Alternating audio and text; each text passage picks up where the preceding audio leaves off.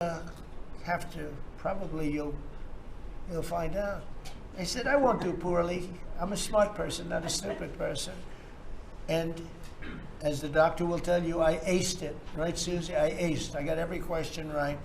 And these are tough questions. These are questions that I would say 99% of the people that I'm talking to right now, meaning the people from the fake news, would not do well in those exams.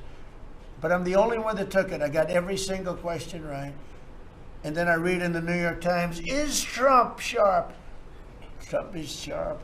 But they're not sharp. That's why they're going out of business, the New York Times. I hear that they're losing so much money, it's ridiculous. They're a bunch of fakers. But we can never let another thing happen like what happened to us with a fake election, with a rigged election, where a guy like Joe Biden assumes the presidency. Because the man was grossly incompetent. And he was incompetent 30 years ago. But he was really incompetent for those last few years. And our country was put at great danger because of it. So for 6 months in a row, we had 0 people. Illegal border crossings along the U.S.-Mexico border have plummeted to the lowest level ever. Think of that. And the net benefit to our country is enormous, incalculable.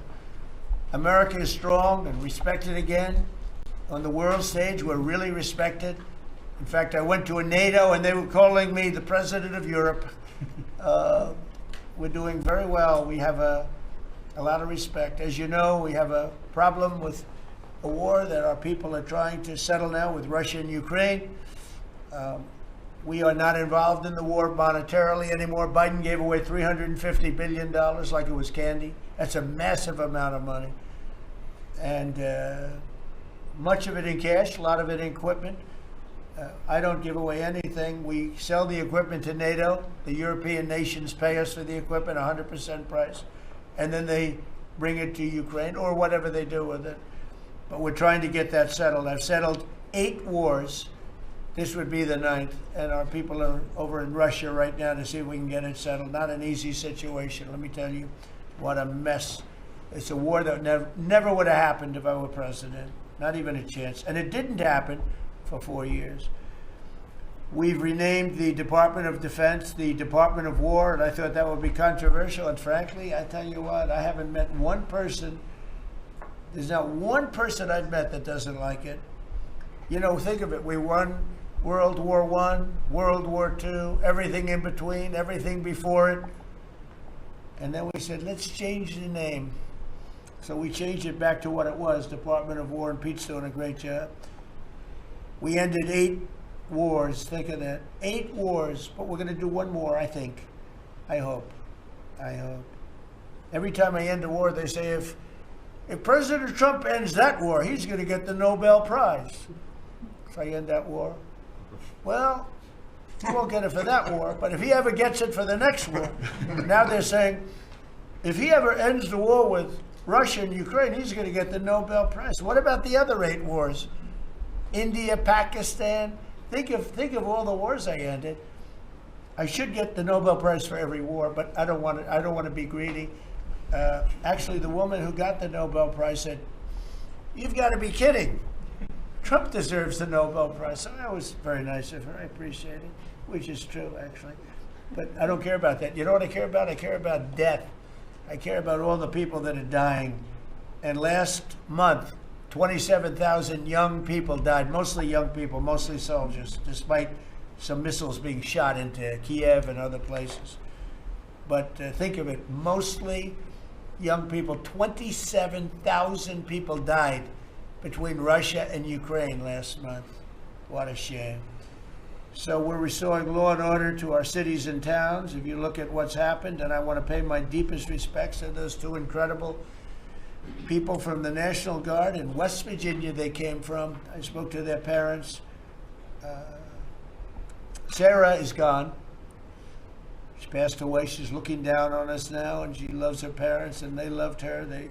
They were, somebody said, how are they doing? I said, the word is devastated. Doing. How are they going to do? They're devastated. The rest of their lives they're going to be devastated. She was an incredible person, highly respected, top of her class, everything. She was like a perfect human being. 20 years old, just started. She was like a baby. She was so proud. They were giving her a promotion. And she told the parents that she was getting a promotion, and they were so proud of her. And then they get a call that this happened. And we have one young man who's fighting for his life. He's fighting very hard. I think he's probably doing better than anybody. And they said he didn't have a chance. I'll tell you, the one who said he's going to live is his mother. He spoke to his mother. Sir, he's going to live. I spoke to her very soon after this horrible event took place with this scum that is able to come into our country. I spoke to his mother. Sir, he's going to be okay. I'm telling you. No doctor thought that. Nobody thought that. He was hitting bad places, and she was like so positive. It was incredible. And it's possibly right, Pam, right? Possibly right. Boy, it would be amazing. If he lives, it would be amazing. A miracle, actually. But we're very proud of those two people. We're very proud of the National Guard. We're very proud of our military and our police and our firemen and women. If you go back and take a look a year ago, year and a half ago, it all changed, I think, on November 5th, the day of the election. But you go back before that, you couldn't get people to join the military, Pete, right? They didn't want anything to do with military. They wanted nothing to do with joining the police or the fire. They wanted nothing to do with anything. They had no spirit. The country it had no spirit, nothing. And now we just had the highest recruitment in history, and we're getting great people. We're getting great people. And I will say, despite what just happened, Washington, D.C. has become a really safe place. And I guess this lunatic probably was upset that the National Guard is so effective, because we were really, really effective, and we are. And Washington, D.C. is now considered a very, very safe city. We had crime numbers a year ago that was so bad, embarrassment that the city, the capital of this country, could have numbers like that. And Washington now is, no murders, no this. It's been a miracle also what happened here. And now we're in Memphis, and we're going to New Orleans pretty soon. Over there, the governor called me. He'd like to have us go there. Governor Landry, great guy, great governor. He's asked for help in New Orleans, and we're going to go there in a couple of weeks. And we're doing a real job. Even Chicago's down a little bit because we have a minor force there.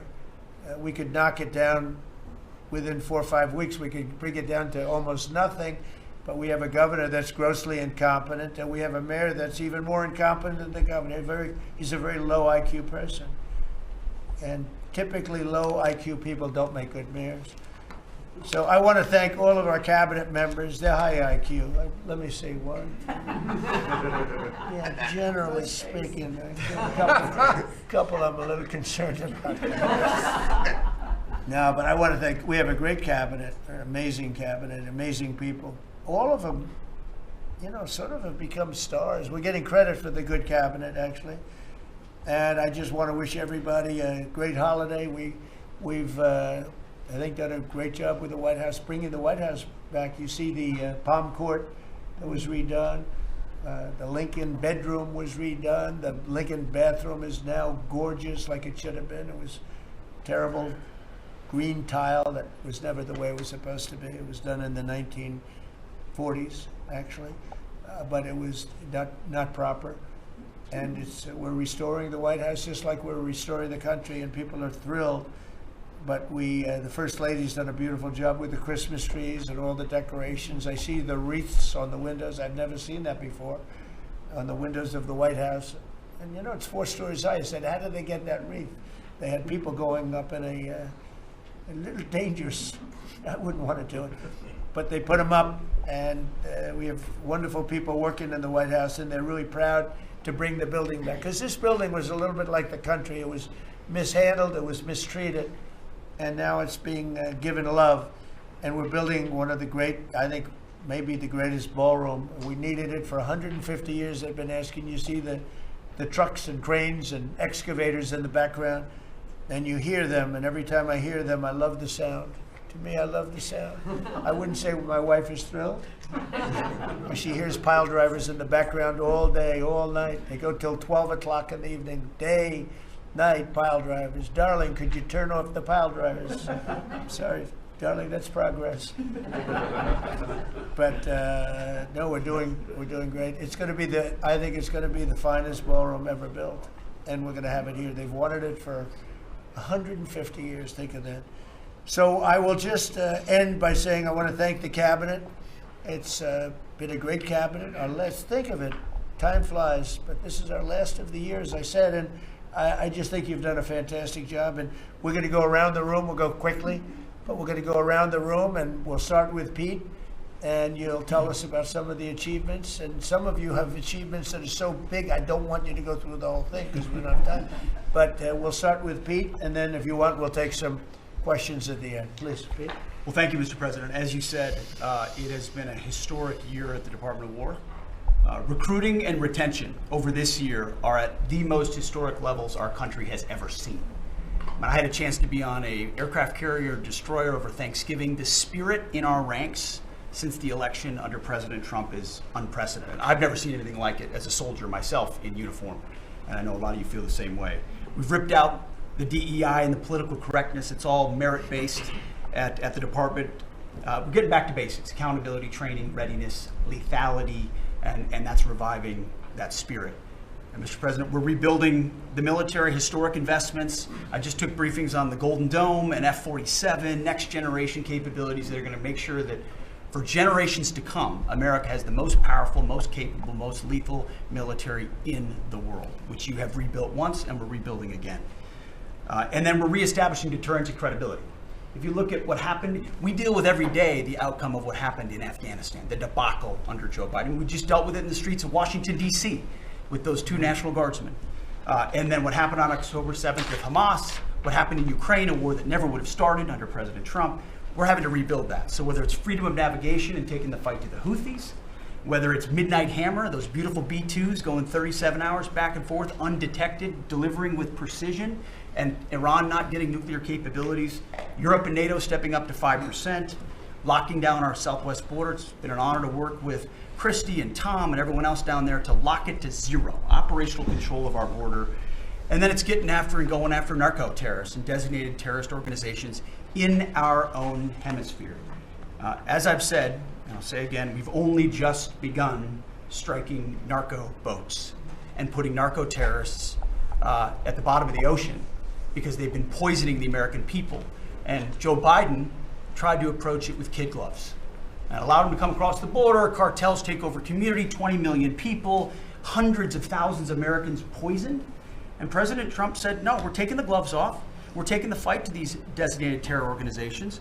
And that's exactly what we're doing. So we're stopping the drugs, we're striking the boats, we're defeating narco-terrorists, and we're standing... And Peter, you may say one thing, that drugs coming in through the sea by sea are down 91%.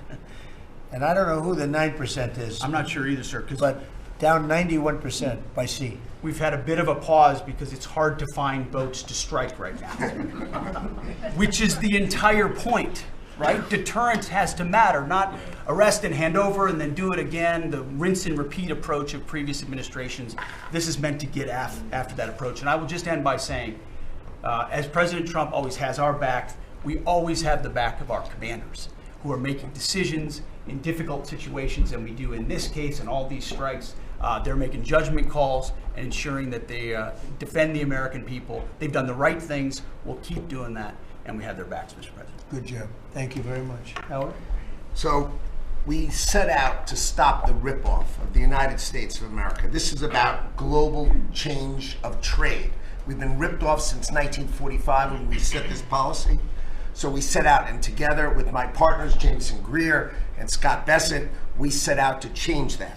So we started, the first one was the UK deal, right? We asymmetric, they pay us 10% and we get charged nothing. That allows us to export, and that began the process. Then we did the biggest, the European Union, 450 million people, $20 trillion economy.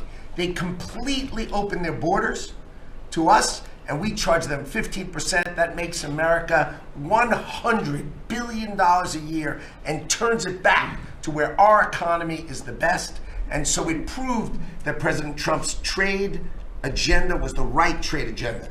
Then we go to Japan and Korea. They offer us $750 billion in cash to build in America at the president's direction. And we're going to start, as an example, nuclear, right? We need to have a nuclear arsenal in America of power, the generation of power. So we're going to build hundreds of billions of dollars, financed by the Japanese and the Koreans, meaning they give us the money, we build it here, and we split the cash flow 50-50. We're going to build ships, $150 billion worth of ships in America. That changes the way things work, right? After those trade deals, then you go to how are we going to reshore, right? Let's start talking about the auto industry, right? We've been competed against by Koreans, the Japanese, the Europeans. We're kicking our tail. President Trump changed it. 25% tariffs, bring it all home. This year, General Motors stock up 40%, Ford up 34%, and on the same day that we announced we had set all the tariffs, Sean Fain, the head of the United Auto Workers, called and said, I can't believe I'm calling a Republican Secretary of Commerce to tell the president that this is the greatest administration for auto workers in America. Stocks up and auto workers up. That proves that President Trump understands how to take care of the whole ecosystem, both the companies and, more importantly, the people who work there. Semiconductors, right? We didn't build any. The Biden CHIPS Act was a $60 billion giveaway, right? We've now turned that.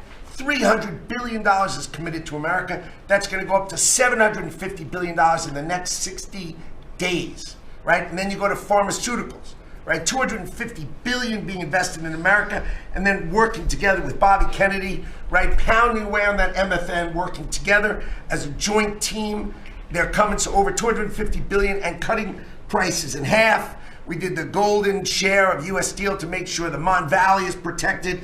Intel gave us 10% of the company, make tens of billions of dollars, right? And the last thing I will say is a year ago today, I was working on transition with President Trump, right? To build the greatest cabinet ever for the greatest president ever. And I, as I sit here today, I can't be more proud of how you did it, sir. You've created the greatest cabinet. It is a joy to be at this table.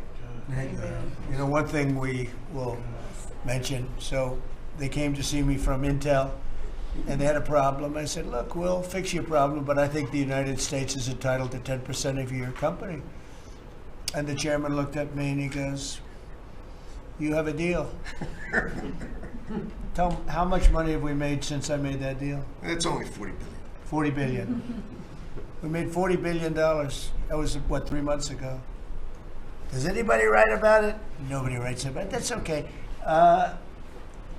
Mr. Secretary, how we doing with transportation? Well, Mr. President, so just quickly on aviation, many of you heard that we have an infrastructure made of copper. We have to transition to fiber. The last administration said it was going to take more than 10 years to complete the transition from copper to fiber. They had no plan to actually do it. We have already completed a third of this transition from copper to fiber. Now it's going to take longer for us to go from analog to digital. By the way, the rest of the world transitioned 20 years ago from analog to digital. We are just going to do that at the FAA right now, but we're buying new radios. We're going to buy new radar. By the way, those radar are going to be made in America, Mr. President. This phase of the operation will be completed by the time you leave office. It's 3 years. I do need another $20 billion, Congress, to start the second phase, which is really important, and we'll try to get that done also in that 3-year time period, but we need the money, critically important. With regard to commercial driver's license, I think we've covered a lot the crashes that have taken place around the country, and what we found is there have been states that have issued commercial driver's license to foreigners, and they've gone through sham schools, and they're not safe on American roadways. And so, in partnership with Secretary Noem, we have driven those numbers down. We got California, Gavin Newsom, to revoke 17,000 unlawfully issued licenses.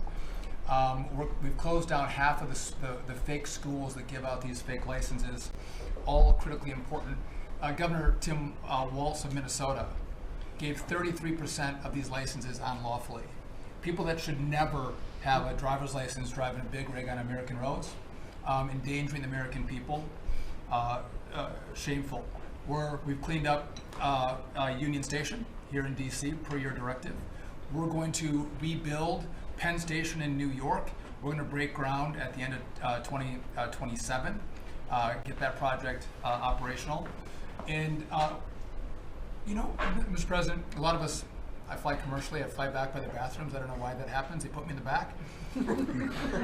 But, we've asked Americans to bring their better selves, to bring civility back to travel, to say, listen, let's say please and thank you. And if you have someone's pregnant on your flight and you're as strong as Pete is, well, pick up the bag and help her put it in the overhead bin. Let's be nice to each other, is what we've asked. Maybe not wear pajamas or slippers on the airplane. And I think it's been received fairly well, and I think we can all have a better travel experience when we do that. And just the last point I'll make is there was a big football game where the Merchant Marine Academy that falls under DOT actually beat the Coast Guard with Christy Nome. We beat them by 1 point, and so we're very proud of that. And, so well done, Kings Pointers. So a little bit in a nutshell, we're rebuilding the air traffic control under boot edge. It's supposed to be boot edge. Who's another grossly incompetent person? He'd get in his bicycle, ride to work, and he was just terrible. What they do is they take the fiber optics and they take fiber trying to hook it into copper, and fiber and copper don't mix. You can't do it. But people knew that for the last 30 years since they started doing the fiber. And they spent billions of dollars, and it didn't work. And you saw that by the helicopter crash. You saw that by Into the Plane. You saw that by a lot of things. So we're doing a brand new air traffic control system, and it's going to be the best, and it's going to be from top to bottom. And we have the 3 top companies in the world bidding on it. And it's going to be one bid, and we're going to have one company responsible, and it'll be the best system. And it's going to make this. Look, our skies are safe. Otherwise, we wouldn't let people fly. But we're going to have the safest skies. We're going to have the best system anywhere in the world. We're also going to rebuild Dulles Airport because it's not a good airport. It should be a great airport, and it's not a good airport at all. It's a terrible airport. It was incorrectly designed with a good building. Actually, it's got a beautiful terminal. Saarinen was the architect, one of the greatest architects in the world at the time. A great architect. And so they have a great building and a bad airport. But we're going to turn that around, and we're going to make Dulles Airport serving Washington and Virginia, Maryland, etc. We're going to make that into something really spectacular. We have an amazing plan for it and other things. But you're doing a really good job. I appreciate it. The people movers of Dulles, we had a crash recently. So we're going to announce that later today, a request for bids on this. But again, it's a not a great airport, which we can make great in this administration, Mr. President. We have a design that's amazing for Dulles. It's going to take Dulles and make it a really bad, it was a badly designed airport. We're going to make it into as good as there is in the country. It'll be exciting. Okay, please. All right. Well, Mr. President, it's good to be here at this meeting because in 1 year you can look around the table and see the change. And I think one of the biggest changes is how this cabinet works together. And I want to start there. This has often been said, I found out some things this year that I didn't know, that the Department of what was Defense, now Department of War, and the Veterans Department had never really communicated. Now, we're fraternal twins, in a way. Pete and I are. He lives better, I'm better looking. But in looking at this, I mean, he brings them in. He keeps them for a number of years, up to 20 or longer. And then they come into what the country is committed to our veterans. And if you don't have both ends working correctly, then recruitment lags, morale lags, and we've been able to work and fix a great deal of that. I didn't need to change our name, but I did do one thing. I put the veteran back first at the VA. And we did that in 1 year. How did we do that? We started taking things that have been neglected for a long time and put them back. We had a backlog in which we've dropped over 160,000. We're not talking year-to-year change at the VA. We're talking 5-6 years. We have to go back 5 to 6 year prior COVID numbers to see the change of backlogs that are now reduced. we do it in 6 months instead of the long time it took. In fact, it grew under the Biden administration. It shrank over 160,000 under us. CHAMVA, which is a program we have, it's basically been back to day to day. It was at a terrible state, which delays and claims and everything's been going on. We've got that back. We're doing things like taking a new look. I have one question that I ask when I go to my hospitals, which by the way, over 170 hospitals, 1,200 clinics, and I ask the people one thing, Mr. President. I said, what are you doing right now that if you were just honest and I wasn't standing here, you say, this is stupid? It's been amazing what we've gotten and the feedback that we've had. We've been able to change how we do credentialing, how we do privileging, how we do hiring. We're all working through that. And it has all made a difference for our veterans as we go forward. CNP exams for veterans out there listening. If this is the one where disability claims, where they say, well, let me send you to a doctor to make sure. Most of the time we have that already in the record. We're working now to where those could actually be changed, where we just look at the record and not have to send them to the doctor. That's almost a $3 billion savings that we can let, and also not taking what the veterans get. We're also getting ready to announce here pretty soon a reorganization that's going to bring our hospital system organizationally in line with the 21st century. We are the largest healthcare organization. It's about time we acted like it, Mr. President. You gave that leadership, and we're going to do it. And also one thing, community care contracts getting ready to go out. It's one of the largest contracts in the federal government, but it does exactly what you and I talked about before, making sure that our veterans can get care in the system or in the community, wherever they want it. We're getting ready for that. Now, I have one thing for all the press who really enjoyed the first of the year, saying, oh, you know, they're going to cut all these jobs, 80,000 this, 80,000 at the VA.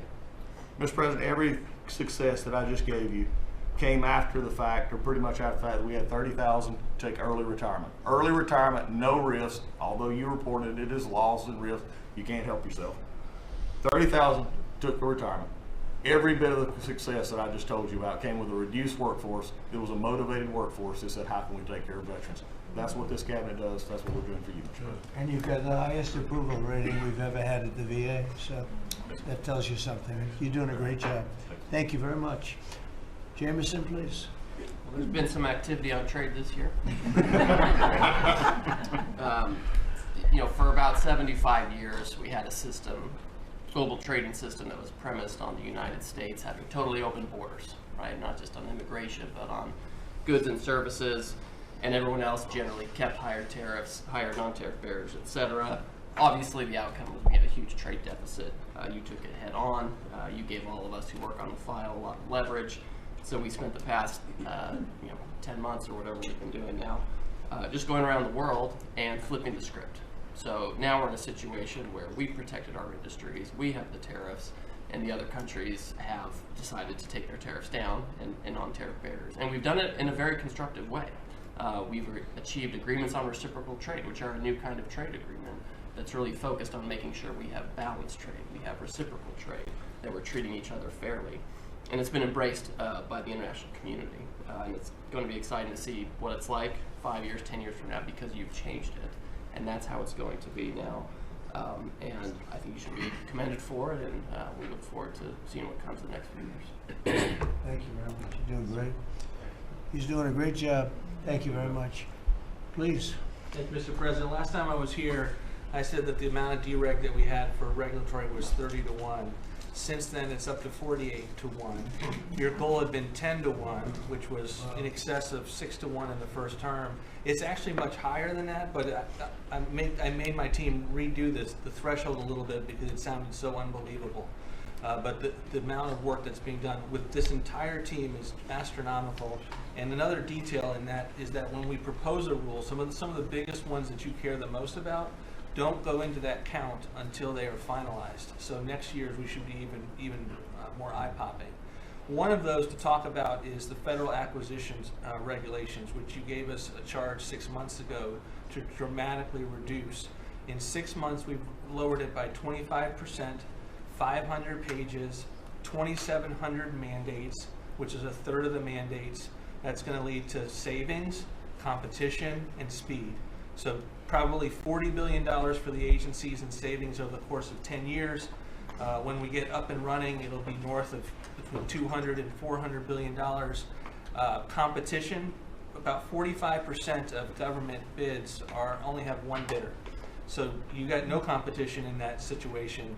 That will now change, and then we're just getting faster. Months, and hopefully we turn it into years, which means you all around this table can buy things that you need quickly and that you have better vendors to come, many of them small businesses who want to participate in the federal procurement process. So making all sorts of improvements on that front is very exciting. Thank you, Mr. President. And great on the regulations. We're cutting them at levels never seen before. And I have the record from the first 4 years, but we're blowing that record away, so it's been really great. Good. Scott? Yes, sir, Mr. President. Great to be with everyone. And, you know, when you were giving your report, which was fantastic, and I listened to the report of all my colleagues here and those that will come, it reminds me when I played in the NFL, we had this thing called game film. You know all about film. And we had a saying that said, the film don't lie. The film tells a real story. And I hope that the American people, when they watch the film that's going on now in this time in our history, that they will see that America is greater today than it ever has been. And so I thank you for that. And thank you for giving us good stories that we can tell for the American people. Scott, we're saving our country. Yes, sir. Okay, and I don't want to be braggadocious. We're saving our country. Our country was going down and would never have been able to come back. We're saving all of us, but we're saving our country. All right, go ahead, Liz. So at Housing and Urban Development, in keeping with your executive order, sir, in making America's streets safe and beautiful again, we've been very intentional about making public housing in our country safe. And I want people to know, our colleagues know this, but people in America know that we actually care about people that live in public housing around our country. A lot of public housing is wrought with crime, sex trafficking, drug trafficking, illicit drugs, illegal aliens living in public housing, but we've put them on notice to let you know that it's not lost on us. We care about the people, we're paying attention to it, and we're gonna root out crime in public housing. We've been very focused on working with the Memphis Safe Task Force, the DC Safe and Beautiful Task Force, working with Pam and Christy and others, and law enforcement. Our law enforcement is tremendous.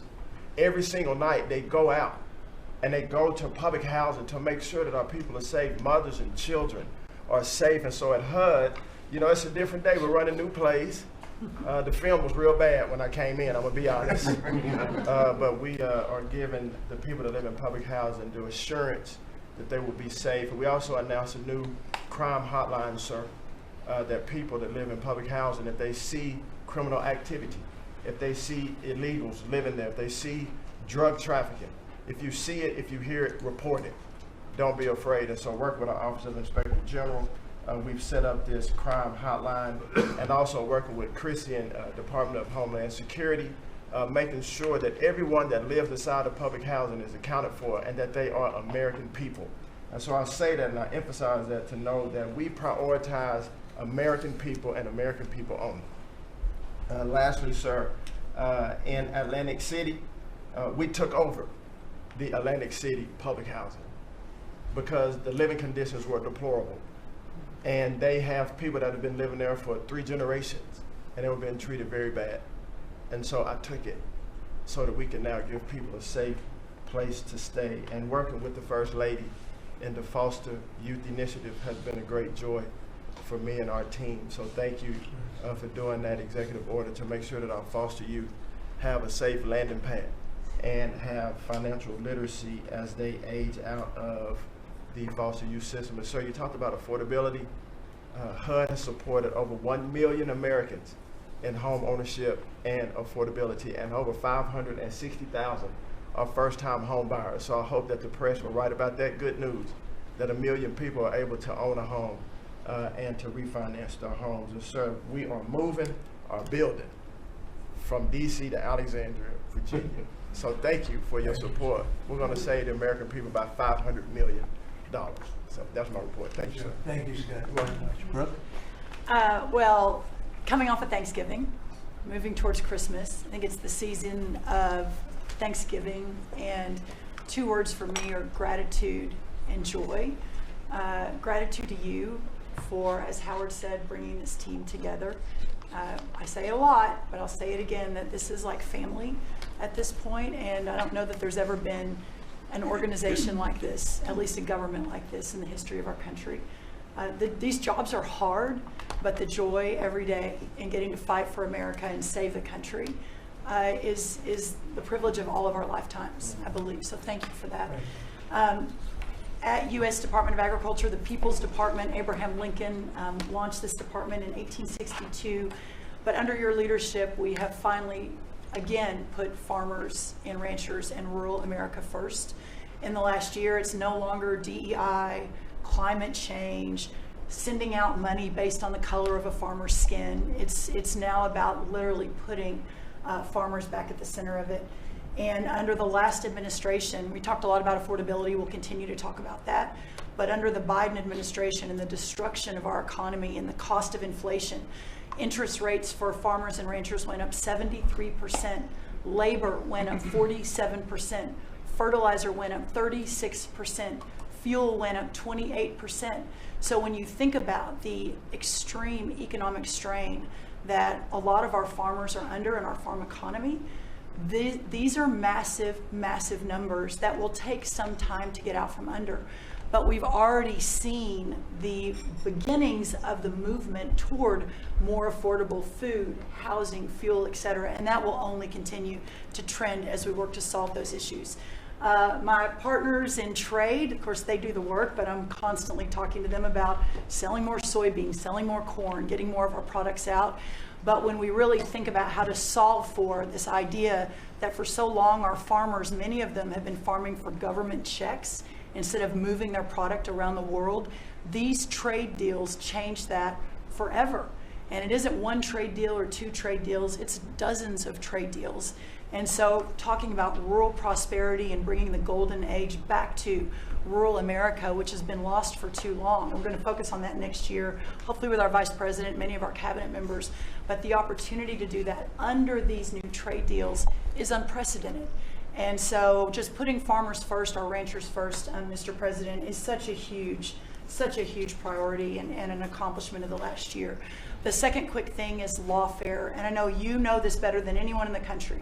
When a government politicizes and weaponizes their power to go after average, everyday Americans, well, from you, the top of the heap as president, but all the way down to the ranchers in South Dakota, the Maud family, who were facing jail time over a fence line dispute that had been in their family for 130 years. We fixed that. The Henry family in New Jersey, who were facing their farm being taken away for eminent domain to give to affordable housing, we fixed that. So being able to completely change the trajectory of private property rights, but especially as it has to do with our farmers and ranchers and our rural communities, changes everything for our country. And then the third thing, we have so much great things to talk about at USDA, but the third thing, which became very much a part of the national conversation during the Democrat shutdown, was SNAP reform, food stamp reform. When all of America saw what so many of us know and have been working on, but when you have so much rampant fraud in a program that 42 million Americans participate in, now a big good piece of news that I hope is written about, since you became president, about 800,000 of those 42 million have moved off of food stamps, which is hopefully the plan with better jobs, higher wages, etc.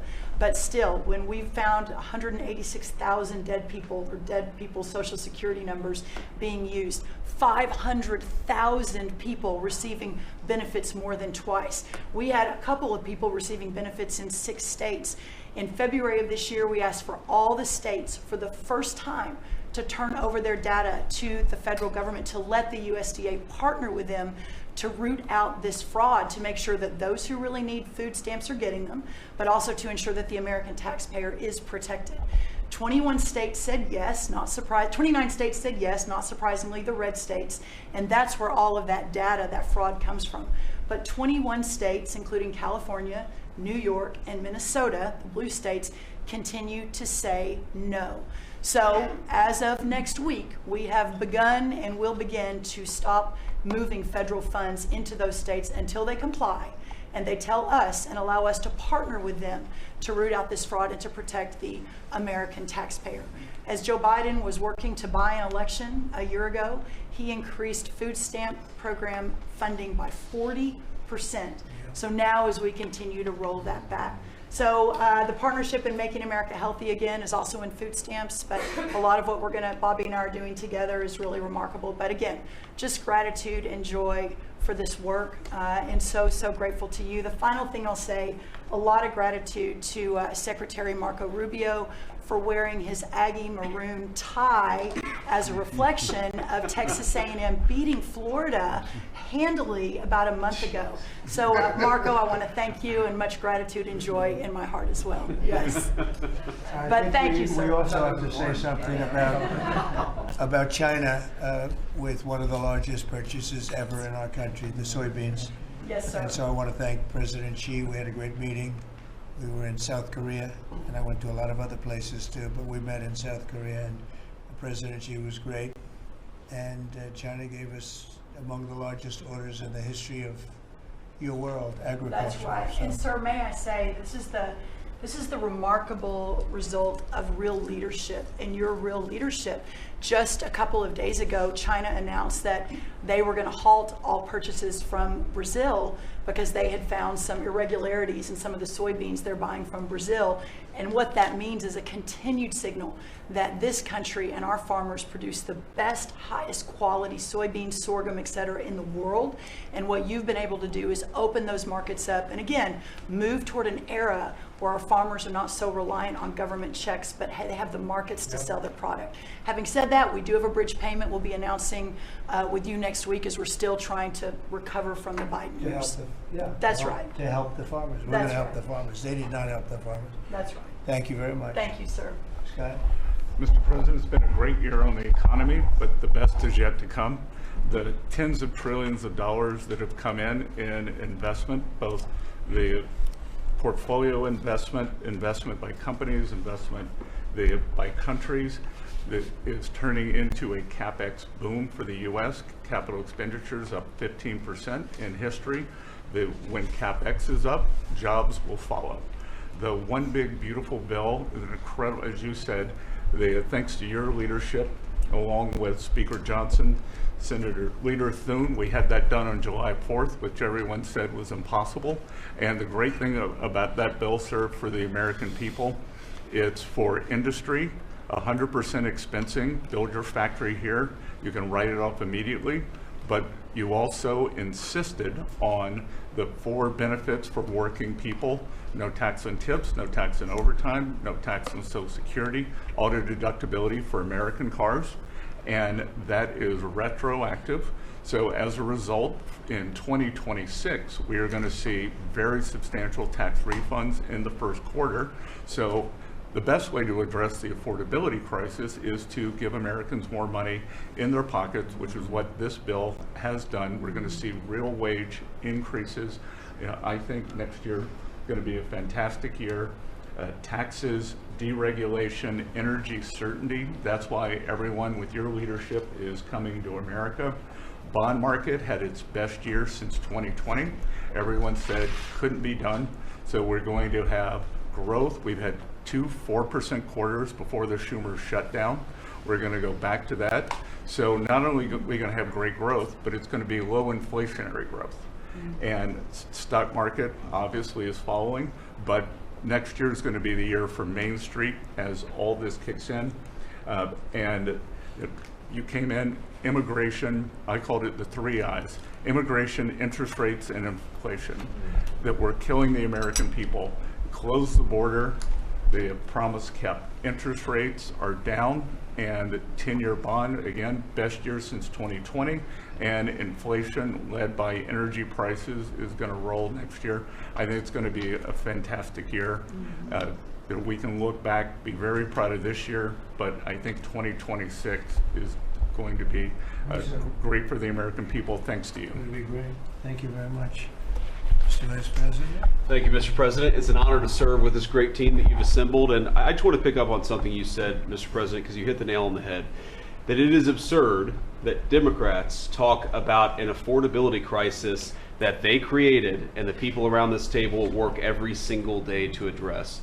You'll hear a lot of statistics today. You hear a lot of statistics in our political conversation. I think the most important statistic for the American people is that under the Biden administration, the average American family lost over $3,000 of household income.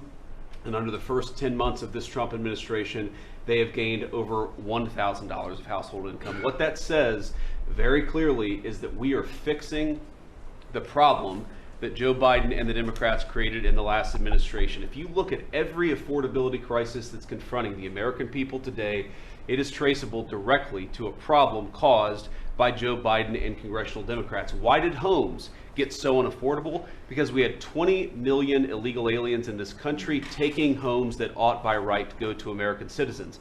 Why did tax bills get so unaffordable? Because Democrats were raising taxes while congressional Republicans under the president's leadership, we're now cutting taxes. Why did food get so expensive? Because we printed trillions of dollars and threw it into green scams that made our agricultural economy suffer while Americans were paying higher prices for food. On every single one of those issues, Mr. President, I think we've made incredible progress, but it would be preposterous to fix every problem caused over the last 4 years in just 10 months. I think that we've done incredibly good, but what I see over the next year, and you heard Brooke talk about joy and gratitude. What I really think this season represents for me, and I think for the entire administration, is that we have now done incredible work to fix what Joe Biden broke. And I think that next year in American growth and American prosperity could be the best year that we've had in the United States of America. It's going to happen because we're all working hard. It's going to happen because we have the greatest country in the world. But I think for congressional Democrats in particular, if they want to talk about affordability, they ought to look in the mirror. We are fixing what they're broken. We're proud to do it. It's the job that we were elected to do. But I think 2026 is going to be the year where this economy really takes off. Thank you very much. Thank you, sir. Great. Pam? President Trump, thank you for talking about Sarah. Heartbreaks for her family. And Andy is doing well. His parents, Melody and Jason, wanted me to tell you, and I was with them yesterday in the hospital. He's a miracle. I was there when the surgeons came in, and they wanted you to know this. He's a miracle, and if everyone in this country can continue to pray for that family. He's got a long road ahead of him, but he is a miracle. And of course, our DC initiative is led by our amazing, and the monster will be held accountable who did this. Our marshals, of course, are leading the DC Safe effort. We have made over 7,000 arrests at your direction. DC is safe again. Working with everyone around this table, Pete and everyone. Scott and I were in Memphis together last week, and everyone, and Bobby, your HHS, doctors and medics are on the ground to help people in Memphis and DC. In Memphis, we've made over 3,500 arrests so far, and Homeland Security, Christy, you've been instrumental in this. But it's everyone working together as a team. We even have Treasury agents out there. It's unbelievable, on the ground in DC and Memphis. Of course, law enforcement first, FBI, Kash Patel has led the FBI. We have a 100% increase in the arrest of violent criminals, thanks to your leadership. DEA, led by Terry Cole, over 45 million fentanyl pills, 4,200 kilos fentanyl powder. That is the equivalent of 347 million potential lethal doses. That's unbelievable that you've taken off the streets of our country. And the weight of all the drugs combined taken off by DEA is the weight of 17 full semi-trucks of the drugs just since you've been in office. The drugs that had flowed into this country under the previous administration. ATF, led by Rob Sakata, has seized more than 31,000 illegal guns. 31,000. Unbelievable at your leadership. 19,000 of those were from trafficking cases. We've been sued on the legal front now. We have been sued 575 times. 575 times. More than every administration going back to Reagan combined. Most recently, yesterday, I was sued by an immigration judge who we fired. One of the reasons, she said she was a woman. Last I checked, I was a woman as well. 24 Supreme Court wins, President Trump, 92% success rate. We told you it would take a while to get to the Supreme Court. We're doing it at record speed, led by John Sauer, of course, Sarah and Hosh, all working together.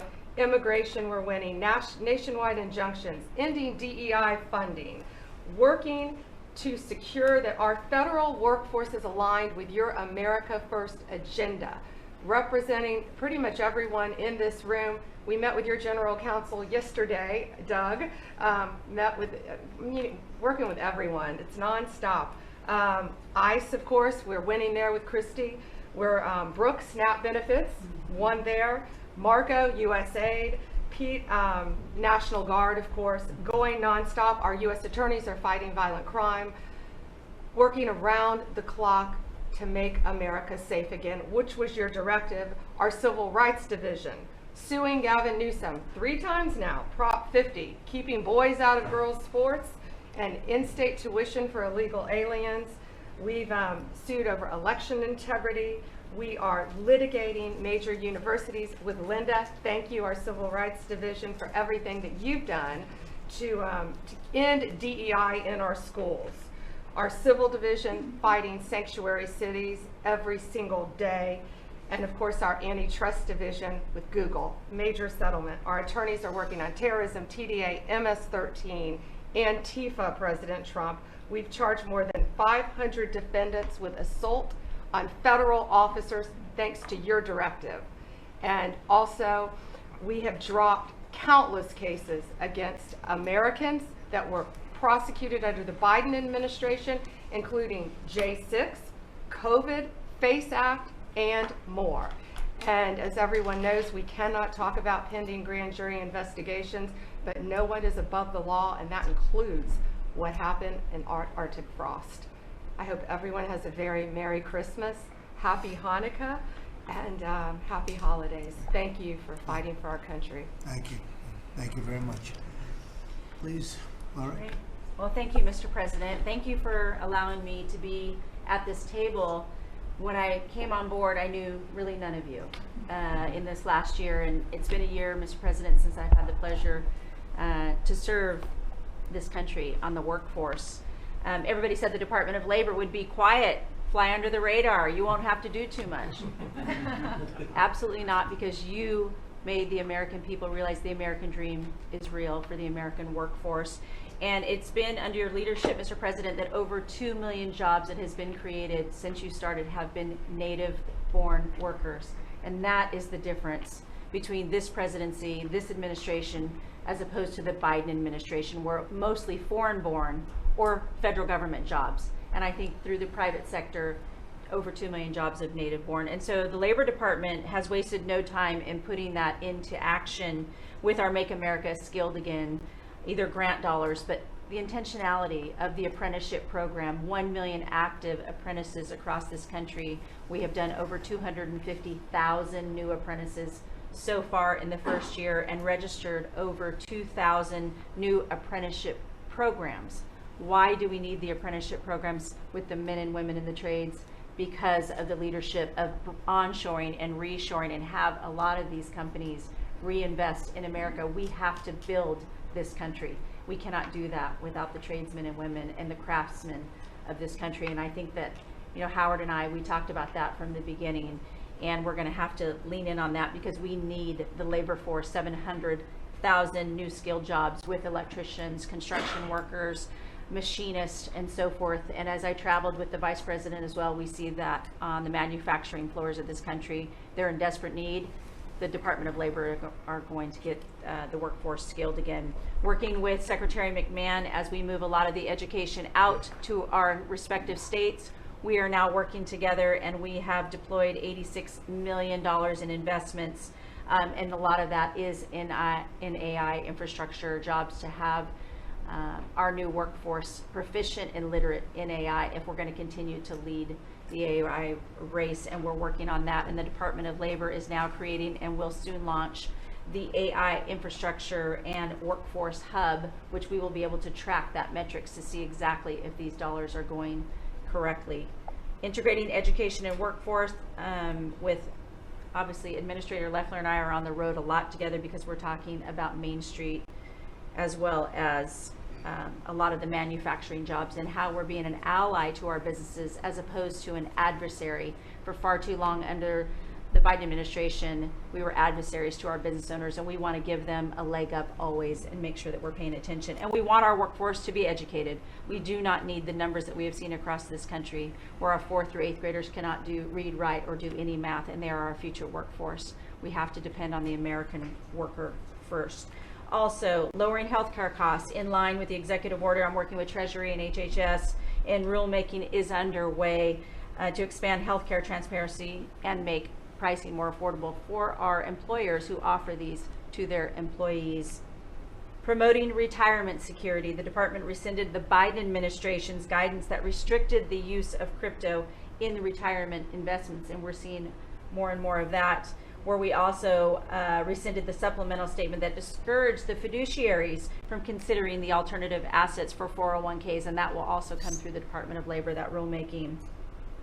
Ending abuse of cheap foreign labor at the expense of the American worker. We launched over 200 investigations into companies who will have abused and or fraudulently against the American worker. So Project Firewall was released. Thank you, Mr. President. We want the trained workforce, but we will root out the fraud and abuse, and we'll protect the American worker first. And slashing the job killing regulations. The department has rescinded discriminatory DEI practices. And I will tell you, reducing compliance costs for businesses, as it was for DEI, has saved American businesses nearly $1 billion this year by just getting rid of DEI for that compliance cost that they've had to do. So, Mr. President, continuing to skill the American worker, the American workforce is going to be my mission. We have to do it faster. We have to do it quicker. We have to build so that the American people can realize that American dream that you have laid out so eloquently. And it's an honor to serve under this administration and to talk to the American workers who believe in the American dream again, the pride on their face, the pride of the American worker, the skilled men and women who build with their hands. It's an honor. Thank you, and Merry Christmas. Very good job. Thank you very much. Chris? Mr. President, I am honored and frankly inspired to sit at this table with this incredible team of leaders that work every day for one and only one constituency, the American people. Not this group or that group, the American people. The price of energy is very much on the mind of Americans. The biggest determinant of the price of energy is politicians, political leaders, and policies. That's what drives energy prices. Under your leadership, what we've seen in the United States is just a steady drop in the price of gasoline, a huge consumer cost for Americans. As you mentioned early on, well below $3 a gallon right now and trending downwards. There are a number of stations in the heartland of America with $1.99 signs flying today. That's simply impossible without the leadership and changes you've brought.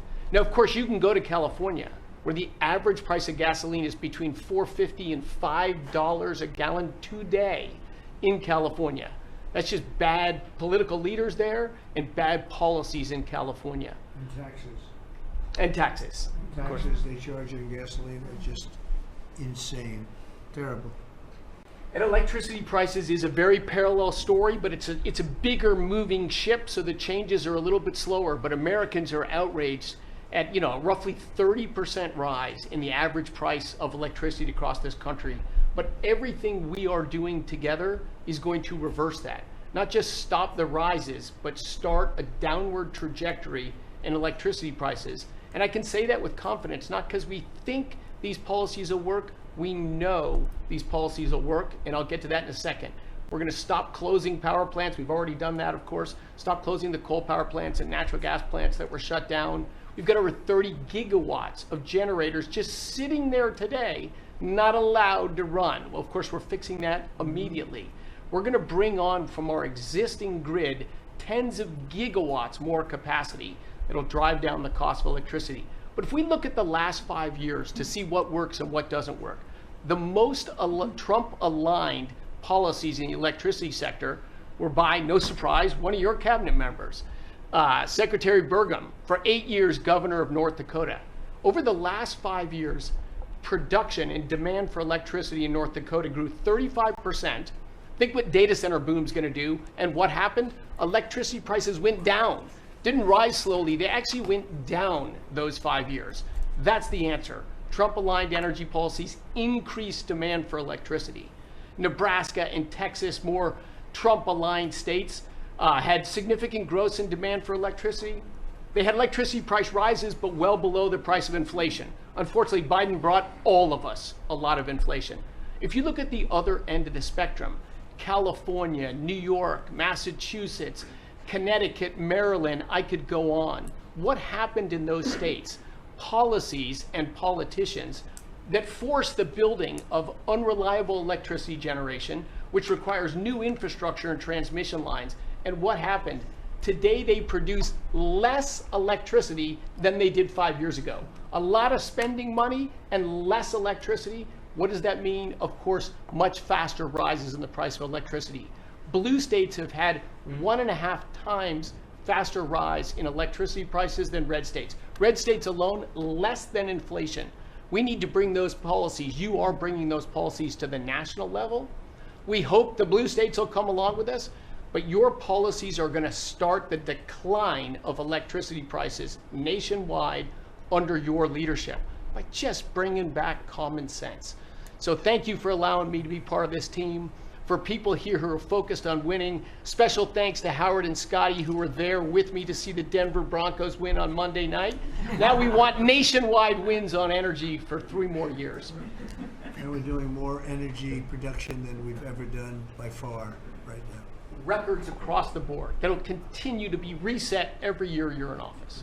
Thank you very much.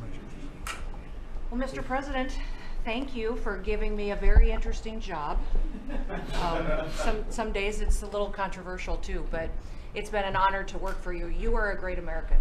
The fights that you pick are the right fights, and they're always on behalf of this country. So I appreciate the chance to do this job heading up this department. If you think about what Joe Biden did with the Department of Homeland Security, he used this department to invade the country with terrorists. He opened up the borders, let anybody come in that wanted to.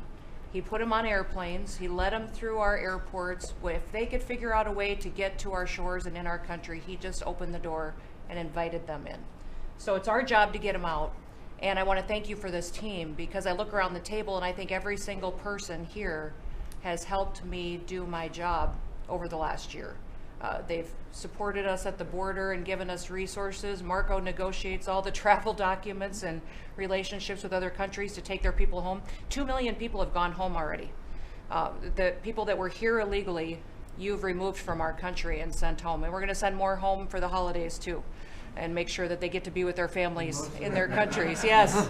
Mostly the bad ones. That's right. Pam. Focus is the bad ones. That's right. There are a lot of them. Terrible, horrible people. And Pam makes sure she's fighting for us in court so that we can get up every day and be bold. We're going to hire our 10,000th ICE officer. Will be on the job within 10 days. So we have hired 10,000. We've had hundreds of thousands of applications. We've got within the department, TSA went through this government shutdown without any delays. They all showed up for their shifts and worked hard doing security. And they have been absolutely fantastic. Sir, you made it through hurricane season without a hurricane. Yeah. And so FEMA, you kept the hurricanes away. So we appreciate that. And FEMA is deploying resources and dollars 150% faster than ever before. So somebody does have something bad that happens to them, you are immediately there helping them and telling them they have the resources to get back up on their feet. So we have built and deployed hundreds of miles of border already. You have cut the fentanyl flow over the southern border by over 56%. You've saved hundreds of millions of lives with the cocaine you've blown up in the Caribbean. And you told me to look into Minnesota and their fraud on visas and their programs. 50% of them are fraudulent, which means that wacko Governor Walz either is an idiot or he did it on purpose. And I think he's both, sir.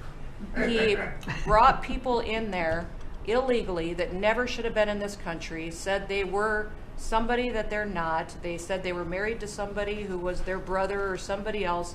Fraudulent visa applications, signed up for government programs, took hundreds of billions of dollars from the taxpayers, and we're going to remove them and we're going to get our money back. And we're going to, this next year, make sure that we only put people in leadership positions in this country that love this country and have its back. So thank you for letting us get up every day and have a purpose. We appreciate you. Thanks, Chris. Appreciate it. Mr. President, you're exactly right. We are saving this country. We're doing it one man Main Street at a time, and we're doing it at record speed and at record levels. Under your leadership, small business optimism, according to the U.S. Chamber Index for small businesses, has reached an all-time high in the history of that index. So on Main Street, the economy is coming back thanks to your leadership, thanks to getting Biden inflation under control. Small businesses' number one concern right now is finding skilled labor, and that's why Secretary Chavez DeRemer and I have entered into an MOU to get to speed that workforce to small businesses that under this administration are now at record levels. 36 million small businesses have now taken on board, for the first time in the SBA's history, $100 billion. That's $45 billion in small business lending at 85,000 small businesses, most of that under your term, and $52 billion out to small business investment companies. So we are running this agency like the best run bank in the country. We are growing small businesses across Main Street, and we're deregulating to the tune of $100 billion, working with all my fellow cabinet members. And thank you for putting together the best cabinet in history. Iron sharpens iron, and thank you for bringing such a strong leadership group together. And then finally, I've walked factory floors from Alaska to Maine, and the workers, the small businesses, most manufacturers in this country are small businesses, 600,000 of them. They are so grateful to your fair trade, low inflation, deregulation agenda that is creating national security and economic security in this country like never before. And so I want to also finally thank you for bringing faith back to the White House, to this administration. I want to thank Brooke for hosting the Cabinet Bible Study and invite everyone tomorrow to Bible study and making this country something that we can be so proud of under your leadership. And I am so blessed and honored to be part of this team. So thank you, Mr. President. Thank you very much.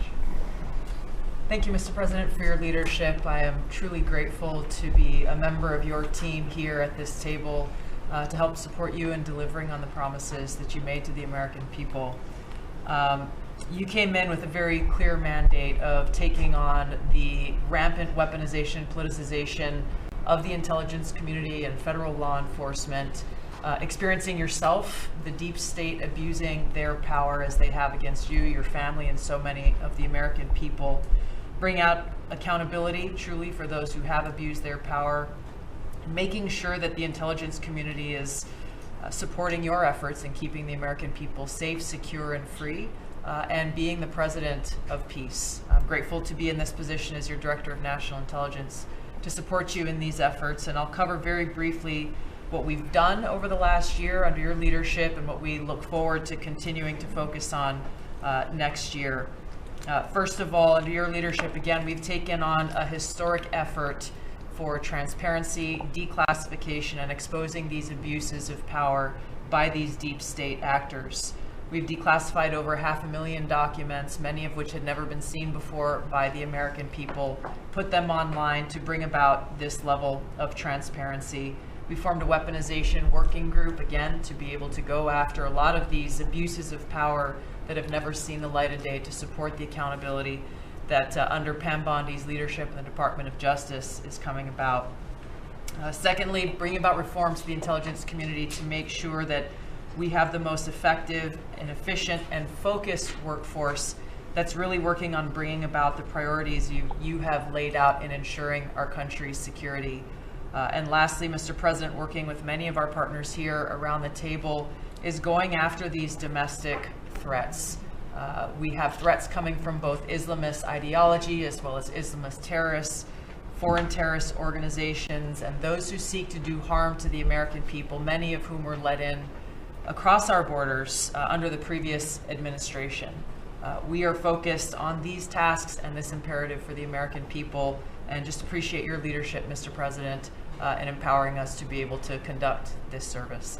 Merry Christmas. Thank you very much. Thank you. Merry Christmas.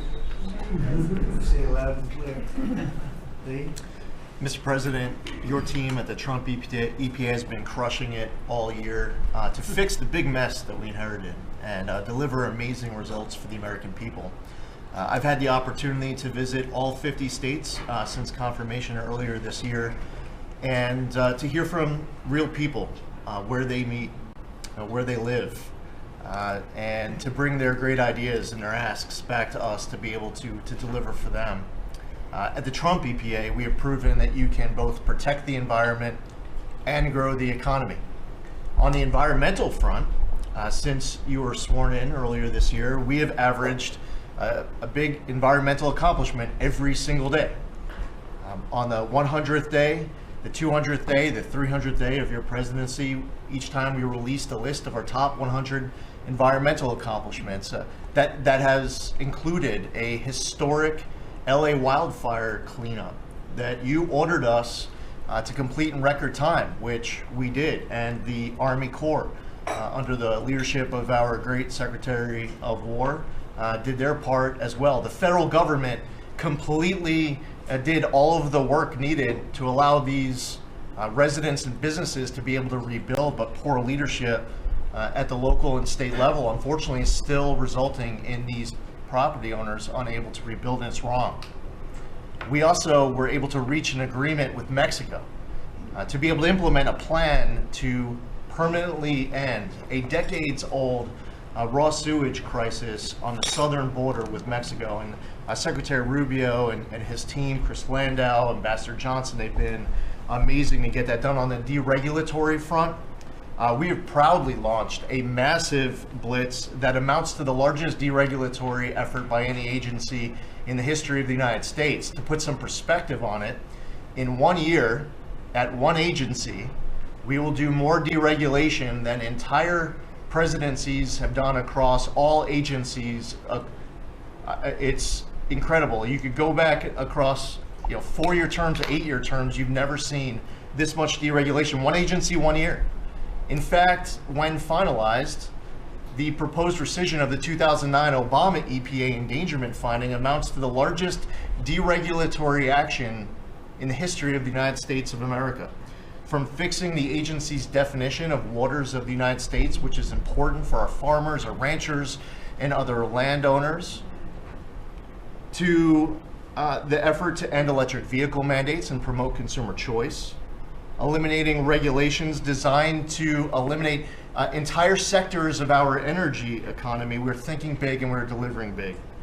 We have reduced terrible derailments on diesel exhaust fluid systems. We're getting water moving faster, new pipelines and power plants built, and we're helping to unleash energy dominance. Mr. President, on the operational front, we have significantly reduced the size of the agency workforce, and we are accomplishing more with less.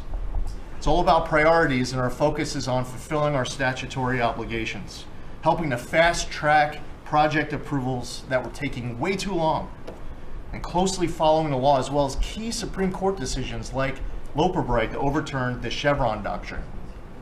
We inherited massive backlogs that we have been eliminating all year long. We've been implementing your executive order to end COVID-era remote work.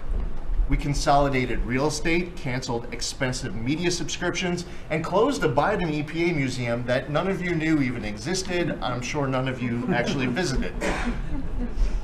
To put it another way, in 2024, the Biden EPA obligated and spent over $60 billion in 1 year, an agency with an operational budget of about $10 billion a year. In their own words, caught on camera, they were tossing gold bars off the Titanic, wasting precious tax dollars to pay off well-connected Obama and Biden officials. And they were doing without any apology or regret. The Biden EPA, in fact, was amending grant agreements just days before you came into office to reduce agency oversight. But this year, 2025, at the Trump EPA, similar theme that you'll hear from everyone around this table. With our actions canceling wasteful grants and implementing other measures just mentioned, we have saved $30 billion. They spent over $60 billion. We have saved over $30 billion. The bottom line, by the way, is that the Green New scam is dead. It's a new day at the EPA where we will protect the environment and grow the economy. We will deliver on the Trump mandate every day. And we will fight with just one constituency front of mind, and that is the American people. Thank you, Mr. President, for being willing to take a bullet for this country. And if you were to ask me what I'm grateful for, whether it's a Thanksgiving, it's a Christmas, a Hanukkah, a New Year's, any time of year, the fact that this president, after 4 years serving in office, he could have just left it in the rearview mirror and went on to really enjoy retirement. But he is willing to take a bullet for all of you tuning in at home because he believes in his flag, our freedom, our liberties, and to save the greatest country in the history of the world. So I'm grateful this holiday season for you, Mr. President. You're willing to take a bullet for all of us, and by all of us, it's the American public. Thank you. Mr. President, good morning, everyone. Well, in spite of the fact that your charge to me is to fire myself, we've really been incredibly hard at work making sure that we can return education to the states.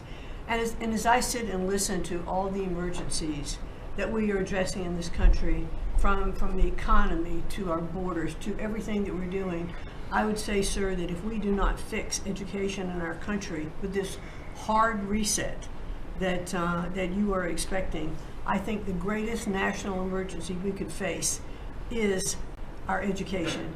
Because if we are not going to educate our children, we're going to continue to fall behind the rest of the world. When there are only 30% of 12th graders, 8th graders, and 4th graders that can read at proficiency level, that is an incredibly harsh statement to make about our country. And you told me when you first were elected president, and you looked at, I think, right after you took office, the first NAEP scores, which is the Nation's Report Card, came out and showed how far down we were in educational proficiency in our country. And not only the NAEP scores, but the international scores as well, showed us about third from the bottom.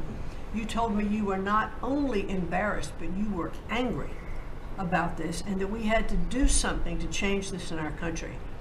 And we took a hard look at it, and you absolutely said the bureaucracy of education in Washington is keeping its thumb on preventing growth, what we should have, because it's best handled at the state level.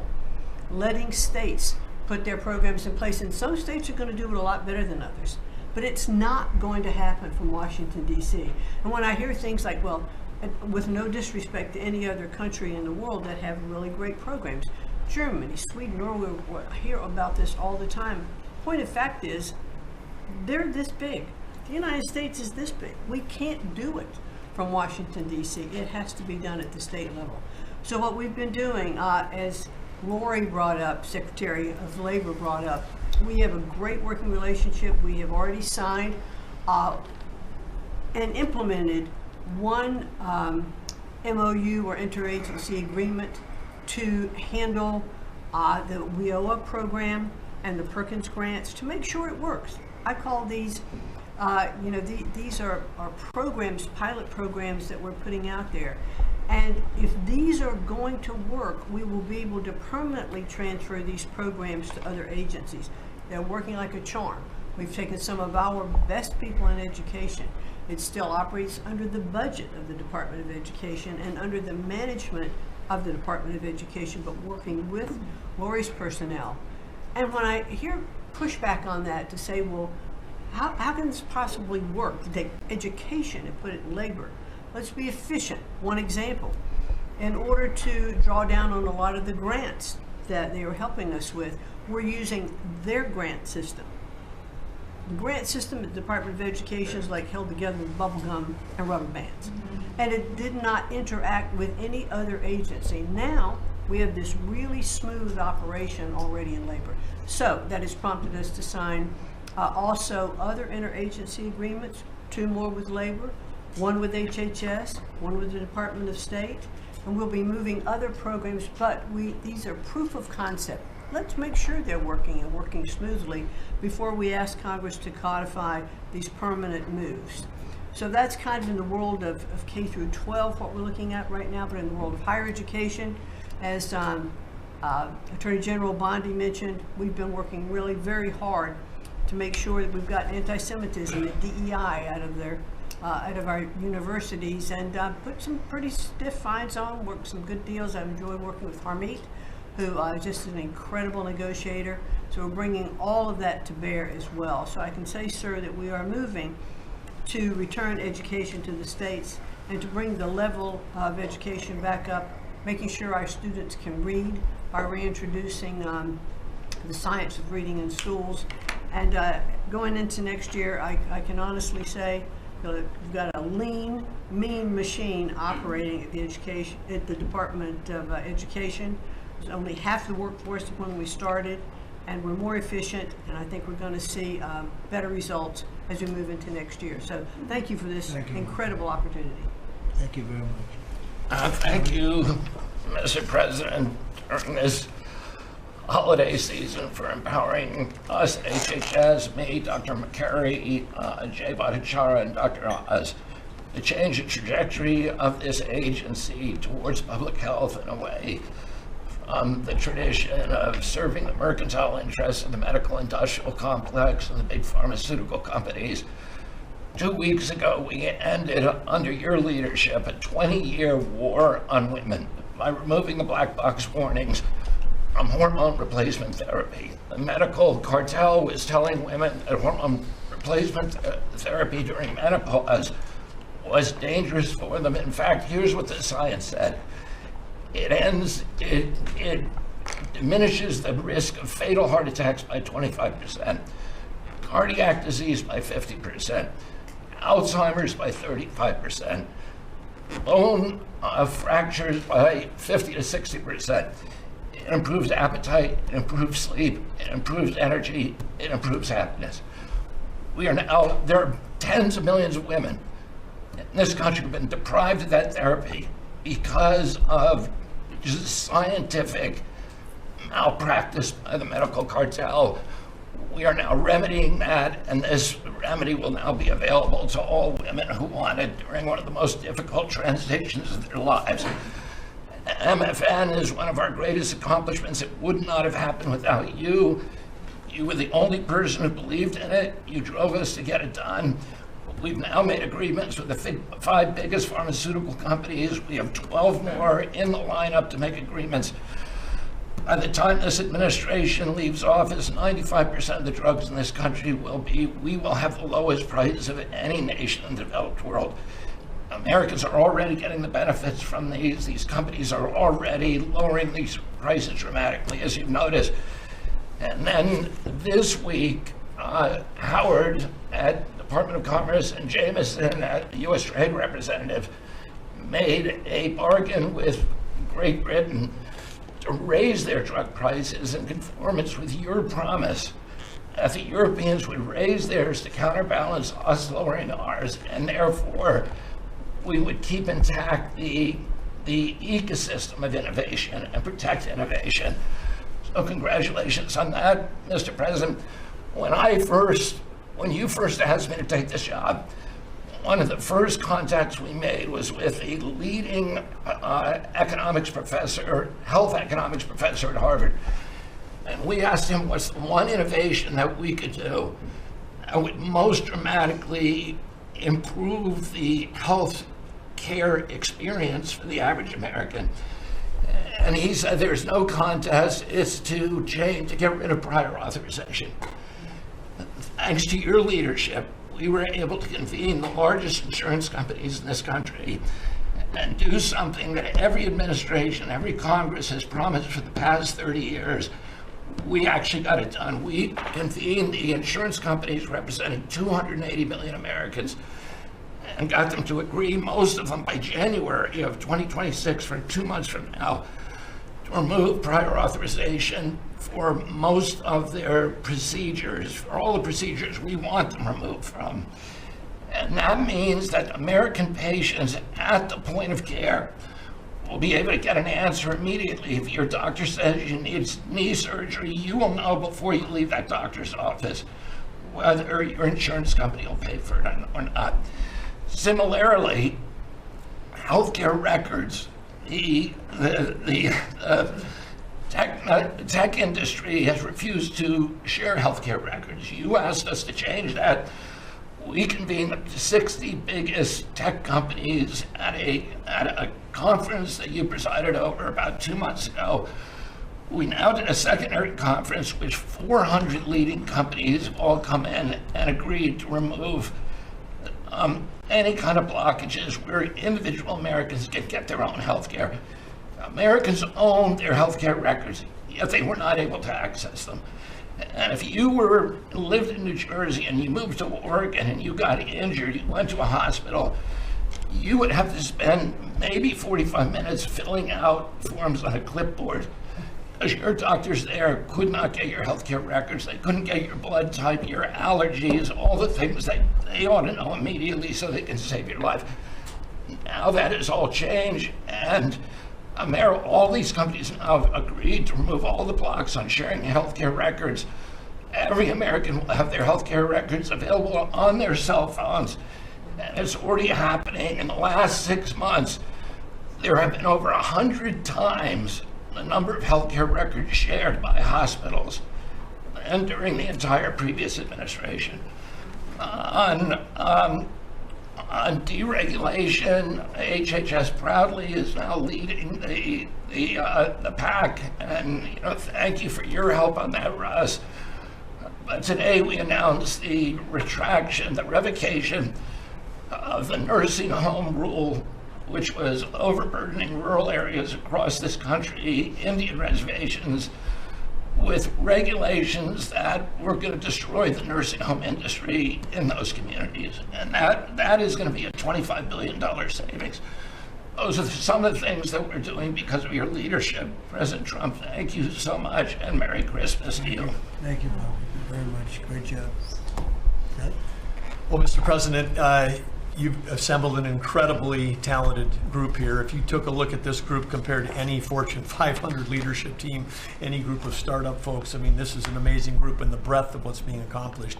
And the timing couldn't be better because with your leadership and vision, you've set us up for this age of abundance as we head into next year, the 250th anniversary of this country. And what are we heading into that year? As we've talked around the table, you've heard about massively lower taxes, massively lower regulation, abundant energy, record capital investment coming in, job growth. I mean, we are set up to really have something to celebrate next year. And I just, again, want to say thank you to everybody around the table. You gave us one big assignment in Interior. Of course, Interior, the largest balance sheet in the world. In the Department of Interior, if it was a standalone company, 500 million acres of surface, 700 million acres of subsurface, over 3 billion of offshore from Guam to the Virgin Islands. And you said, we got to take care of that balance sheet. We got to develop those resources. And what have we done across that? Producing record amounts of oil, record amounts of gas. And again, we set out with a goal, energy diplomacy, sell energy to our friends and allies. We're exporting a record amount of energy to all of our friends and allies around the world. That's helping do that. And you're giving a gift to America as we head into this. You're giving us peace abroad and you're giving us prosperity at home. That bodes so well for our country. One small little gift that we're giving to all Americans from one teeny part of Interior, which is the national parks, is that not only are we keeping prices low for all American citizens, offering 10 free days for our national parks next year to coincide with our holidays, but also a $100 surcharge for non-residents. That is going to raise hundreds of millions of dollars for helping restore and preserve all of our best parks. So as we close out with it, I want to also say a big celebration going on here in Washington, D.C. We've been thrilled to be part of the National Park Service, the U.S. Park Police, part of this great effort across a number of us on making D.C. safe and beautiful. This will be the safest and most beautiful capital in the world. We are doing so many things, whether it's hundreds of homeless camps, thousands of graffiti sites, cleaning up ponds and fountains, preparing this thing. The United States is never going to be performing better economically. It's never going to be looking better, just like the White House has never looked better, all because of your vision and leadership. So again, thank you, sir. You've given an incredible Christmas gift to Americans by setting us up for an incredible 250th anniversary. That's very nice. Thank you, Doug, very much. Rocco? Well, thank you, Mr. President. First of all, this is a very talented team, as you've seen, and as you know, because you picked every single one that's on. You deserve tremendous credit for doing that. It's an honor to be in this role. It's also an honor to be involved in and be a witness to what I believe is the most transformational year in American foreign policy since the end of the Second World War, at least. And it's transformational because for the first time in a long time, we have a president who basically puts America at the forefront of every decision we make in our relations with the world. And that may sound weird to people, like, of course you always do. No, that hasn't always been the case until about a year ago. And I think we've all witnessed in our own respective spaces how in every interaction the president has with the world, the goal he has in mind is very simple. Does what you want us to do, or is it what or is it going to make us stronger? Is it going to make us richer? Is it going to make us safer? If it is, he's for it. If it's not, he's against it. If something's going to make America weaker or poorer or less safe, the president's going to be against it. And every single thing he has done in our foreign policy has been driven by the American people in mind. And I can go down the list. Why has he focused on mass migration? It's very simple, because no country is safe if you can just walk in without us knowing who you are into your country. We've seen the destruction that that's wreaking, not just in our own country, but the impact that it's having in Europe and in many other parts of the world. You talk about trade deals and the trade situation has been involved in. People, all this reporting on it. It's very simple. The president views the last 40 years as an era of which American workers and American farmers have been ripped off. They've been ripped off, and what he's saying is we want to have trade with the world, but it has to be a trade in which American businesses and American workers and the products they make and what American farmers grow and produce has a fair shot to be sold around the world. On issue after issue, that's been the case. You talk about foreign aid reforms. This is not our money. This is taxpayer money.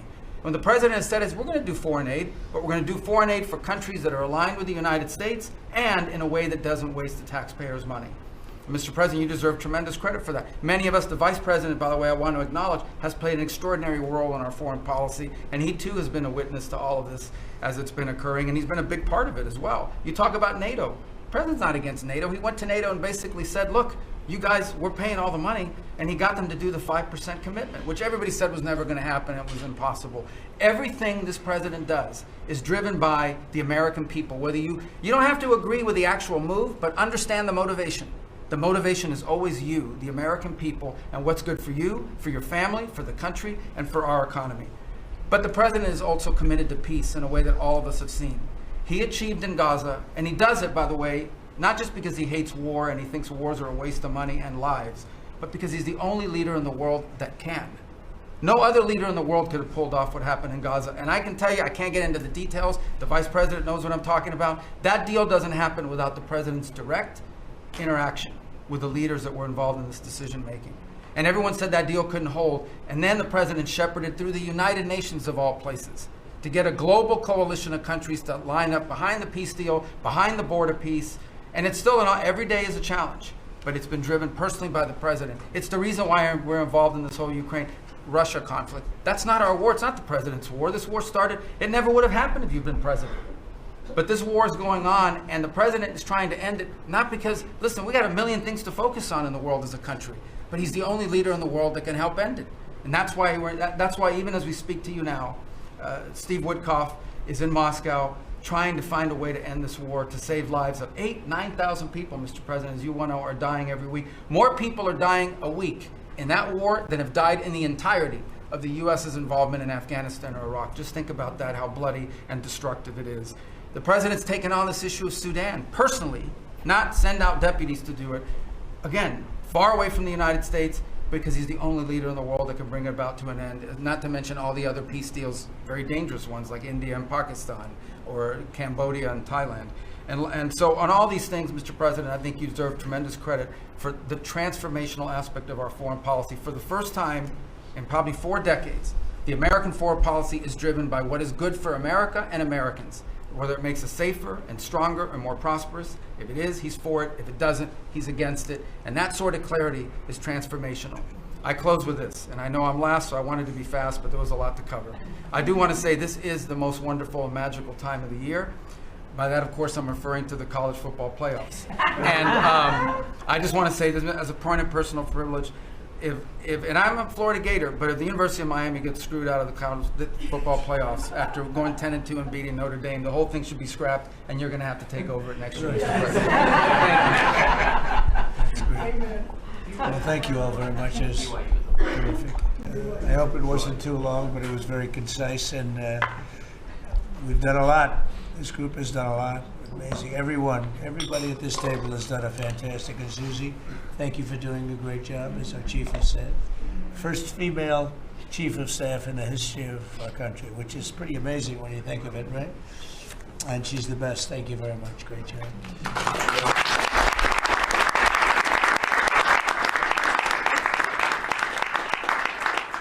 So after that, do you want to ask any questions? Mr.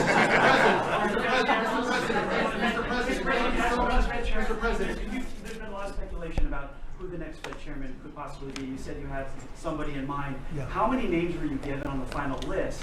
And does that person currently work on the board of the Federal Reserve? Well, I'd say that we probably looked at 10. Then Scott interviewed some people that I didn't know, but he knew. And a lot of people were involved in the process, actually. And Howard was involved. But I think we probably looked at 10, and we have it down to 1. Can you answer that?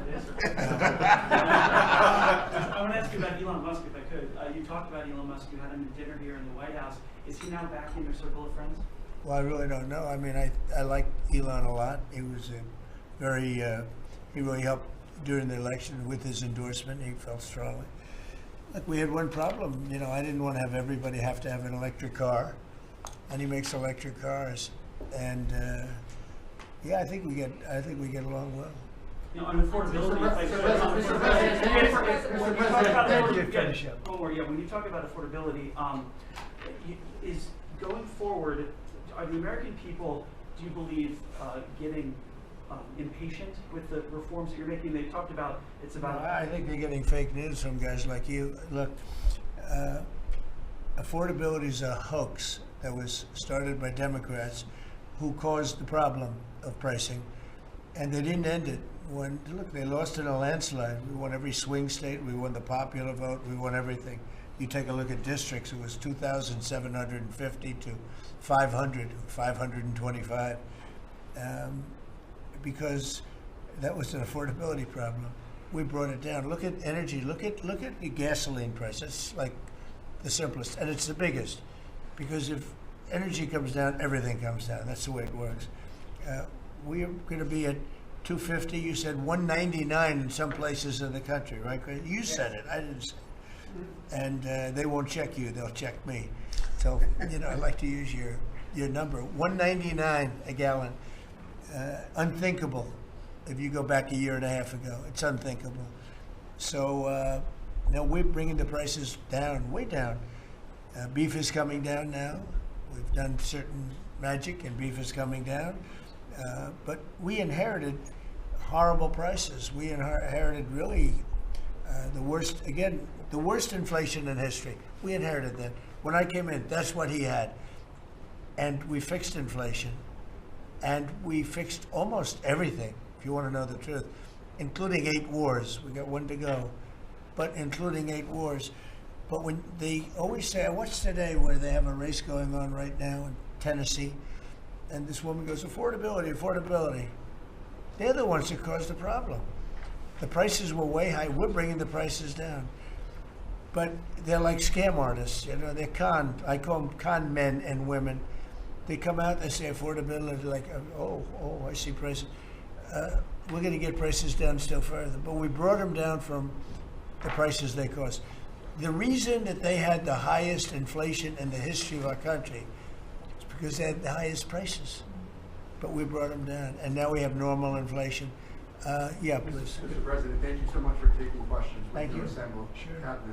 I wanted to clarify something that you had said on Sunday regarding the boat strikes near Venezuela. You had said that you didn't know if the second strike on that one boat had happened, but you wouldn't have wanted it. Now that your administration has acknowledged that it happened, do you support that second strike? And Mr. Secretary, I wanted to clarify something you had said in an interview back in September, I believe on Fox News. You said that you would watch that strike live on television. In real time, did you know that there were survivors after the initial strike? Well, look, all I know is this. Every boat that you see get blown up, we save 25,000 on average lives, 25,000 lives. They've been sending enough of this horrible fentanyl and other things like cocaine and other things, but fentanyl right now is the leader of the pack, to kill our entire nation, because a little speck on the head of a pin can kill somebody. It's very dangerous stuff. I know so many people where their sons were drug addicts. They had one little sample and they died. They couldn't believe it. As far as the attack is concerned, I still haven't gotten a lot of information because I rely on Pete. But to me, it was an attack. It wasn't 1 strike, 2 strikes, 3 strikes. Somebody asked me a question about the second strike. I didn't know about the second strike. I didn't know anything about people. I wasn't involved in it. I knew they took out a boat. But I would say this, they had a strike. I hear the gentleman that was in charge of that is extraordinary. He's an extraordinary person. I'll let Pete speak about him. But Pete was satisfied. Pete didn't know about second attack having to do with two people. I guess Pete would have to speak to it. I can say this, I want those boats taken out. And if we have to, we'll attack on land also, just like we attack on sea. And there's very little coming in by sea. I think we've knocked out over 90% of it. There's very little, and I understand that. There's very little. We're saving hundreds of thousands of lives with those pinpoint attacks. It's an amazing thing when you see a boat going along. And, you know, a lot of the press would like to say they're not, you see the boat, they're not maybe drugs. You see these boats. First of all, who has 5 engines on the back of a boat going in weird directions and loaded up with lots of white containers? They're bags of things. No, they've done an amazing job, and Pete has done an amazing job. But Pete, you could probably better answer the question. No, you're spot on, sir. I think you got to start with the baseline, which Marco laid out, everybody's laid out. You got 20 million people invading our country over 4 years. We don't know where they're coming from. That includes Tren de Aragua and cartels and violent criminals. They bring drugs, and you mentioned it, Mr. President, poisoning, an intentional poisoning of the American people, killing hundreds of thousands of Americans. So the president had the courage to designate these cartels as designated terrorist organizations. Now, a number of us here served in the military and spent 20 years fighting terrorists like Al-Qaeda and ISIS on the other side of the world. How do you treat Al-Qaeda and ISIS? Do you arrest them and treat them, pat them on the head and say, don't do that again? Or do you end the problem directly by taking a lethal, kinetic approach? And that's the way President Trump has authorized the War Department to look at these cartels. And I wish everybody could be in the room watching our professionals like Mitch Bradley, Admiral Mitch Bradley, and others at JSOC and SOCOM and other commanders. The deliberative process, the detail, the rigorous, the intel, the legal, the evidence-based way that we're able to, with sources and methods that we can't reveal here, that make sure that every one of those drug boats is tied to a designated terrorist organization. We know who's on it, what they're doing, what they're carrying. All these white bales are not Christmas gifts from Santa. This is drugs running on 4-motor fast boats or submarines that we've also struck. No one's fishing on a submarine. And I have empowered them to make that call. Now, the first couple of strikes, as you would, as any leader would want, you want to own that responsibility. So I said, I'm going to be the one to make the call after getting all the information and make sure it's the right strike. That was September 2nd. There's a lot of intelligence that goes into that, building that case and understanding that, a lot of people providing information. I watched that first strike live. As you can imagine, at the Department of War, we got a lot of things to do. So I didn't stick around for the hour and 2 hours, whatever, where all the sensitive site exploitation digitally occurs. So I moved on to my next meeting. A couple of hours later, I learned that that commander had made which he had the complete authority to do, and by the way, Admiral Bradley made the correct decision to ultimately sink the boat and eliminate the threat. He sunk the boat, and eliminated the threat. And it was the right call. We have his back. And the American people are safer because narco-terrorists know you can't bring drugs through the water and eventually on land if necessary to the American people. We will eliminate that threat, and we're proud to do it.